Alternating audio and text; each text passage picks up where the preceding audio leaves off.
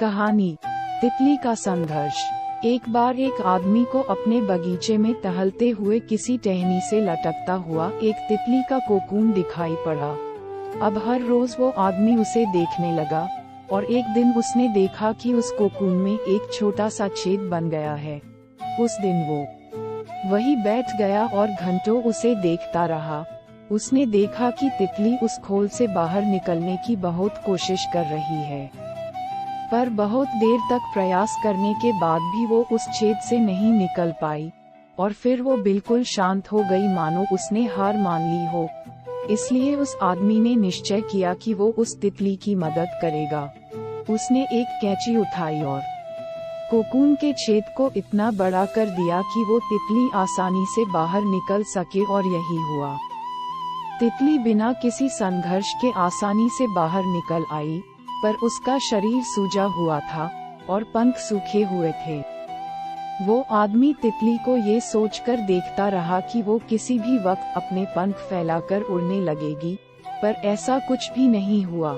इसके उलट बेचारी तितली कभी उड़ ही नहीं पाई और उसे अपनी बाकी की जिंदगी इधर उधर घिसकते हुए बितानी पड़ी। वो आदमी अपनी दया और जल्दबाजी में ये नहीं समझ पाया कि दरअसल कोकून से निकलने की प्रक्रिया को प्रकृति ने इतना कठिन इसलिए बनाया है ताकि ऐसा करने से तितली के शरीर में मौजूद तरल उसके पंखों में पहुंच सके और वो छेद से बाहर निकलते ही उड़ सके। वास्तव में कभी कभी हमारे जीवन में संघर्ष ही वो चीज होती जिसकी हमें सचमुच आवश्यकता होती है। यदि हम बिना किसी संघर्ष के सब कुछ पाने लगे तो हम भी एक अपन के सामान हो जाएंगे। बिना परिश्रम और संघर्ष के हम कभी उतने मजबूत नहीं बन सकते जितना हमारी क्षमता है। इसलिए जीवन में आने वाले कठिन पलों को सकारात्मक दृष्टिकोण से देखिए। वो आपको कुछ ऐसा सिखा जाएंगे जो आपकी जिंदगी की उड़ान को संभव बना पाएंगे। तैयारी जितनी मजबूत होती है, सफलता उतनी ही भरपूर मिलती है।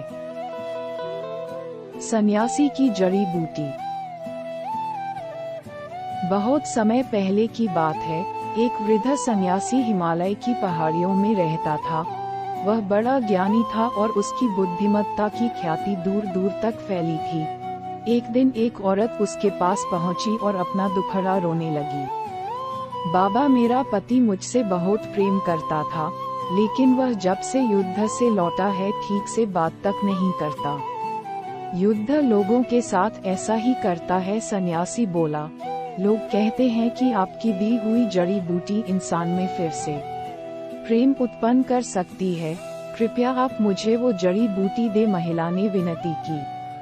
सन्यासी ने कुछ सोचा और फिर बोला, देवी, मैं तुम्हें वह जड़ी बूटी जरूर दे देता, लेकिन उसे बनाने के लिए एक ऐसी चीज चाहिए जो मेरे पास नहीं है। आपको क्या चाहिए मुझे बताइए, मैं लेकर आऊंगी, महिला बोली। मुझे बाघ की मूंछ का एक बाल चाहिए, सन्यासी बोला। अगले ही दिन महिला बाघ की तलाश में जंगल में निकल पड़ी। बहुत खोजने के बाद उसे नदी के किनारे एक बाघ दिखा। बाघ उसे देखते ही दहाड़ा। महिला सहम गई और तेजी से वापस चली गई। अगले कुछ दिनों तक यही हुआ।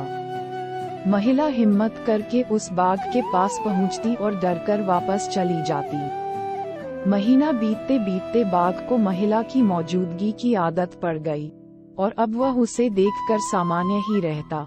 अब तो महिला बाघ के लिए मांस भी लाने लगी और बाघ बड़े चाव से उसे खाता। उनकी दोस्ती बढ़ने लगी और अब महिला बाघ को थपथपाने भी लगी। और देखते देखते एक दिन वो भी आ गया जब उसने हिम्मत दिखाते हुए बाघ की मूंछ का एक बाल भी निकाल लिया। फिर क्या था, वह बिना देरी किए सन्यासी के पास पहुंची और बोली, मैं बाल ले आई बाबा। बहुत अच्छे। और ऐसा कहते हुए सन्यासी ने बाल को जलती हुई आग में फेंक दिया। अरे ये क्या बाबा, आप नहीं जानते इस बाल को लाने के लिए मैंने कितने प्रयत्न किए और आपने इसे जला दिया। अब मेरी जड़ी बूटी कैसे बनेगी? महिला घबराते हुए बोली, अब तुम्हें किसी जड़ी बूटी की जरूरत नहीं है। सन्यासी बोला, जरा सोचो, तुमने बाघ को किस तरह अपने वश में किया। जब एक हिंसक पशु को धैर्य और प्रेम से जीता जा सकता है तो क्या एक इंसान को नहीं। जाओ, जिस तरह तुमने बाघ को अपना मित्र बना लिया उसी तरह अपने पति के अंदर प्रेम भाव जागृत करो। महिला सन्यासी की बात समझ गई। अब उसे उसकी जड़ी बूटी मिल चुकी थी।